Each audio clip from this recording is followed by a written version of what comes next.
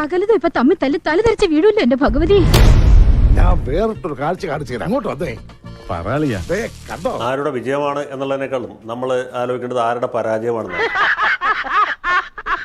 ഈ സമരത്തിൽ പരാജയപ്പെട്ടുള്ളത് ബഹുമാനപ്പെട്ട മുഖ്യമന്ത്രി പിണറായി വിജയനും അദ്ദേഹത്തിന്റെ പാർട്ടിയുമാണ് എന്ന് പറയുന്നത്. SFI കാരുടെ പരാജയം അത്ര വലിയ പരാജയമായിട്ട് ഞാൻ കണക്കാക്കുന്നില്ല. കാരണം അവർക്ക് സ്വതന്ത്രമായ ഒരു അസ്തിത്വമില്ല. പാർട്ടി കൊട്ടുന്ന താളത്തിന് തുള്ളുന്ന പാവങ്ങളാണ് അവർ. ഞാൻ അവരെ കുറ്റം പറയുകയില്ല. നല്ലല്ലോ അന്ന് നീ എന്നെ വിളിച്ചത്. ഇപ്പൊ ജയിക്ക് ഇവിടെ വളരെ കാര്യമായിട്ട് വാദിക്കുന്നത് കേട്ടു. ഞാൻ അദ്ദേഹത്തെ ഹാർദവമായിട്ട് അഭിനന്ദിക്കുകയാണ്. ഏതായാലും അദ്ദേഹം മാർച്ചിലെ പരീക്ഷ തന്നെ പാസ്സായല്ലോ. ഇനി ഇതുപോലുള്ള വിജയങ്ങൾ കുറച്ചുകൂടി ഉണ്ടാകട്ടെ എന്ന് ഞാൻ അദ്ദേഹത്തെ ആശംസിക്കുന്നു. ഇത് സർക്കാരിന്റെ അഴിമതി വിരുദ്ധ പ്രതിച്ഛായയ്ക്ക് കനത്ത പ്രഹരമാണ് ഏൽപ്പിച്ചിട്ടുള്ളത്. ഇത് കേവലം ഒരു ലോ അക്കാഡമിയിലെ സമരമല്ല. ഇത്രയും ധൈര്യം അവരിവിടെ വെറുതെ കാണിക്കില്ല. അതിലെന്തോ ഉണ്ട്. ഇത് ഒരു പ്രശ്നം, ഒരു ചെറിയ പ്രശ്നം നേരിട്ട് അത് ഒത്തീർപ്പാക്കുന്നതിൽ സർക്കാരിനുണ്ടായ വലിയ പിടിപ്പുകേടാണ് സൂചിപ്പിക്കുന്നത്. പണ്ടും നിന്നെ എന്തെങ്കിലും ഒരു കാര്യത്തിന് കൂട്ടിയിട്ടുണ്ടോ? അത് വിദ്യാഭ്യാസ മന്ത്രിക്കും അതുപോലെ തന്നെ അതിനേക്കാൾ ഉപരിയായിട്ട് മുഖ്യമന്ത്രിക്കുമാണ് ഇതിൽ പരാജയം സംഭവിച്ചിട്ടുള്ളത്. യാതൊരു സംശയമില്ല. ഇവിടെ എല്ലാ അഴിമതിയും തുടച്ചു നീക്കും എന്ന് പറഞ്ഞ് എല്ലാം ശരിയാവും എന്ന് പറഞ്ഞു വന്ന ഒരു സർക്കാർ നിസ്സാരമായ ഒരു കാര്യം, ലോ അക്കാഡമിയിൽ ഒരു സമരം ഒത്തീർപ്പാക്കുന്നതിൽ പരാജയപ്പെടുന്നു എന്ന് മാത്രമല്ല, അത് മുതലാളിക്ക് എങ്ങനെ മനസ്സിലായി? എന്റെ മൊത്തത്തിലുള്ള സെറ്റപ്പ് എന്തായാലും അറിയാം. അഴിമതിക്ക്, കെടുകാര്യസ്ഥതയ്ക്ക്, കൊള്ളരുതായ്മയ്ക്ക്, ഹരിജന പീഡനത്തിന് എല്ലാം കുടപിടിക്കുന്ന കാഴ്ചയാണ് നമ്മൾ കാണുന്നത്. ഈ ചെയ്യുന്നതൊക്കെ ന്യായമാണെന്ന് തോന്നുന്നുണ്ടോ? ഈ ലക്ഷ്മി നായർ എന്ന് പറഞ്ഞ സ്ത്രീയെ നീക്കണമെങ്കിൽ കേരള സർക്കാരിന് ഒരു ദിവസം കൊണ്ട് ചെയ്യാവുന്നുള്ളൂ. അത് ഈ നിമിഷം വരെ വഷളാക്കി 29 ദിവസം ഈ സമരം അനാവശ്യമായിട്ട് നീട്ടിക്കൊണ്ടുപോയി. ലോകത്തെവിടെയെങ്കിലും കേട്ടോണ്ടോ? വേണുവിന് അറിയാമല്ലോ, ഈ ഉമ്മൻചാണ്ടി മുഖ്യമന്ത്രി ആയിരുന്ന കാലത്ത് അദ്ദേഹത്തെ ഏറ്റവും നിശിതമായി വിമർശിച്ചിട്ടുള്ള ആളാണ്. വലിയ തെറ്റായി പോയെന്ന് എനിക്ക് ഇപ്പൊ തോന്നുന്നു. ഇപ്പൊ തോന്നിയിട്ടുണ്ട് ഫലം. ഉമ്മൻചാണ്ടി ആയിരുന്നു മുഖ്യമന്ത്രിയെങ്കിൽ ഈ സമരം ഒരാഴ്ചക്കപ്പുറം പോകുമായിരുന്നില്ല. അദ്ദേഹം അവിടെ ചെന്ന് അത് അന്ന് ഒത്തീർപ്പാക്കുമായിരുന്നു. രാഘവൻ പറഞ്ഞത് വാസ്തവം. വളരെ പെട്ടെന്ന് തീർക്കാമായിരുന്ന ഒരു കേസാണ്. ഇത് അതിഭയങ്കരമായ ഒരു വലിയ രാഷ്ട്രീയ പ്രശ്നമാക്കി 29 ദിവസം മാധ്യമങ്ങൾക്ക് ചർച്ച ചെയ്യാൻ കൊടുത്ത സർക്കാരിന്റെ പരമ പരാജയമാണ് ഇവിടെ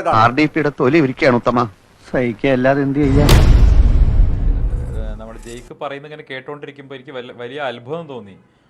ഡോക്ടർ ജമീലെ എനിക്കറിയുന്നത് പാലക്കാട് DMO എന്നുള്ള നിലയ്ക്ക് അവരുടെ ഒരു സർക്കാർ ഉദ്യോഗസ്ഥ എന്നുള്ള നിലയ്ക്കാണ് എനിക്കറിയുന്നത്. അതെ, പക്ഷെ അത് ഇവിടെ പറയാൻ കാര്യം അതെ, കാര്യമുണ്ട്.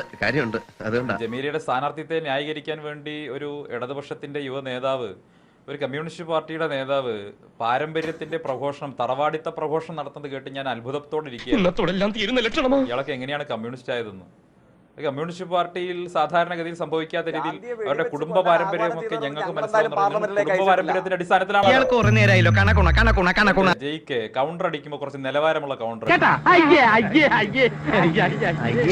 ഒരു യോജിക്കാത്ത കൗണ്ടർ അടിച്ച് സ്വയം വഷളാവല്ലേ. തോൽവിന്ന് പേരുണ്ട്.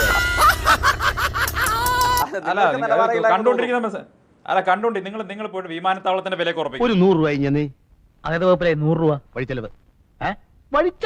ജയിക്കും ആദ്യം പോയിട്ട് വിമാനത്താവളത്തിൽ അതിന്റെ വിലയൊക്കെ ഒന്ന് ഉറപ്പിക്കാം. ഞങ്ങൾ വില ഉറപ്പിക്കുകയും ഞങ്ങൾ വാങ്ങുകയും ചെയ്യും. തള്ളി ഇവിടം വരെ കൊണ്ടുവന്നില്ലേ, ഇനി തള്ളല്ലേ താങ്ങും. നരേന്ദ്രമോദി വിൽപ്പനയ്ക്ക് വെച്ച ഹിന്ദുസ്ഥാൻ ന്യൂസ് പ്രിന്റ് ഫാക്ടറി കിഫ്ബിയിൽ നിന്ന് പണം കൊടുത്ത് 200 കോടി രൂപ കൊടുത്ത് കേരളത്തിൽ പിണറായി വിജയൻ വാങ്ങി. അങ്ങോട്ടേക്ക് ഏത് BJP കാരനും PSC പരീക്ഷ എഴുതി മെറിറ്റോറിയസ് ആയി റാങ്ക് കിട്ടിയാൽ പ്രവേശനം കിട്ടും. അറിയുമോ? അറിയില്ല. ഞാൻ പൂർത്തിയാക്കട്ടെ ജയിക്കേ, ഞാൻ പൂർത്തിയാക്കട്ടെ. നിങ്ങൾ അദാനിയുടെ വിമാനത്താവളത്തിന്റെ കാര്യം പറയുമ്പോൾ മറ്റെവിടേക്കും ചാടാതെ പൂർത്തിയാക്കട്ടെ. നിങ്ങൾ അങ്ങനെ പലതും വെക്കാൻ പറ്റില്ലേ? വിമാനത്താവളം മുതല് കേന്ദ്ര സർക്കാർ സ്ഥാപനം മുതല് എത്ര വിൽക്കാൻ പറ്റും കേരളം വില പറയും. കണ്ടില്ലേ? ഒന്നുകിൽ ഈ വിപ്ലവ വായാടിയെ നിയന്ത്രിക്കുക. ഇപ്പോൾ എന്തായി? വള്ളർത്തി കിട്ടിയപ്പോ മതിയായില്ലേ?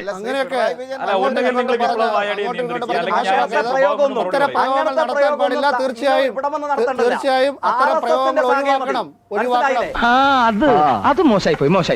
നിലവാരമില്ലാത്ത പ്രയോഗം RSSന്റെ ശാഖയിൽ എന്തോ ആളാക്കിയതാണല്ലേ. നല്ല തണ്ടും തടിയുണ്ടല്ലോ, കേടാക്കണോ? ആ വാക്ക് പിൻവലിക്കാൻ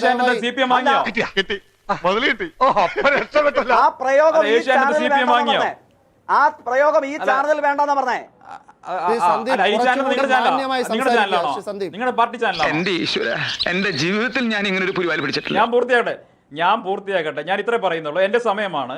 ഇവിടെ ജയിക്ക് പറയുന്ന കേട്ട് കേരളം ഞെട്ടിയിരിക്കണം. കാരണം അദ്ദേഹം തറവാടിത്ത പ്രഘോഷണം നടത്തുകയാണ്. കുടുംബം വെളുപ്പിക്കലോ? ആ പൂശലേ പെയിന്റിംഗ് പാരമ്പര്യത്തെ കുറിച്ച് പറയുകയാണ്. എന്നു മുതലാണ് കമ്മ്യൂണിസ്റ്റ് പാർട്ടി പാരമ്പര്യത്തെ കുറിച്ച് പറയാൻ തുടങ്ങിയത്? യോഗ്യത വേണം, തറവാടിത്തം വേണം, കുലമഹിമ വേണം. ജമീലയുടെ കുടുംബം തറവാട് പഴയ കമ്മ്യൂണിസ്റ്റ് തറവാടെന്ന് പറയുന്നത്. ജമീല സർക്കാർ ഉദ്യോഗസ്ഥയായിരുന്നു. അവർ ഏതെങ്കിലും തരത്തിൽ സർക്കാർ ഉദ്യോഗസ്ഥയായിരിക്കുന്ന കാലഘട്ടത്തിൽ CPM പ്രവർത്തനം നടത്തിയത് എനിക്കറിയില്ല. പറയുന്ന കാര്യങ്ങൾ കുറെയൊക്കെ ശരിയല്ലേ? അങ്ങനെ നടത്തിയിട്ടുണ്ടോ? ഇല്ലല്ലോ. അപ്പൊ എന്ന് മുതലാ നിങ്ങൾ തറവാടിത്തത്തിന്റെ അടിസ്ഥാനത്തിൽ പാർട്ടി ടിക്കറ്റ് കൊടുക്കാൻ തുടങ്ങി? ഞാനത് ചോദിച്ച സമയത്ത് അതിന്റെ ഇടയിൽ കയറി ഇടങ്കോലിട്ടത് ജയിക്ക് പറഞ്ഞ കാര്യത്തിൽ അബദ്ധം മനസ്സിലായതുകൊണ്ടാ. പറഞ്ഞതൊരു വിഡ്ഢിത്തരമായെന്ന് മനസ്സിലായതുകൊണ്ടാണ് കയറി ഇടങ്കോലിട്ടത്. എന്റെ രാഷ്ട്രീയ ഭാവിയെ കരുതിക്കുട്ടി തേജോധം ചെയ്യാനുള്ള നിങ്ങളുടെ ശ്രമം ഉണ്ടല്ലോ, അത് നടക്കട്ടെ. തൽക്കാലം ഞാൻ ഒരു 6 ഇഞ്ച് നീങ്ങി ഒരു ചുവന്ന സ്വിച്ച് കാണുന്നുണ്ടോ? കാണുന്നുണ്ട്. ഈ സ്വിച്ചിന്റെ കാര്യമാണ്. ചുവന്ന സ്വിച്ച് അമർത്തി.